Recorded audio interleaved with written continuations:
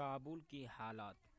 کابل کل کابل کے ایئرپورٹ پر افراتفری کے مناظر نے دنیا کو ہلا دیا تھا، مگر آج کابل ایئرپورٹ سے طیاروں نے اڑانیں بھرنا شروع کر دی ہیں اور فوجی ٹرانسپورٹ جہاز افغانستان سے سفارتکاروں اور عام شہریوں کو لے کر روانہ ہو رہی ہیں۔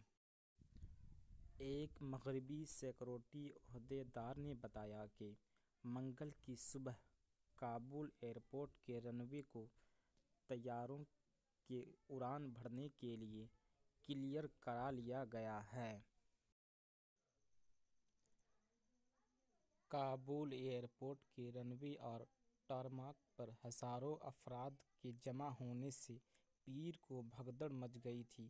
ہزاروں افغان شہریوں نے کابل سے نکلنے کے لیے گزشتہ روز ایئرپورٹ پر دھاوا بول دیا تھا اور رن وے پر طیاروں کے ساتھ دوڑتے دکھائی دیتے تھے۔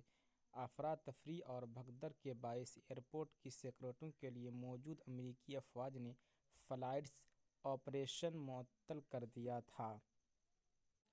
تمام حضرات سے گزارش ہے کہ افغان کے حالات بہتر ہونے کے لیے دعا کریں۔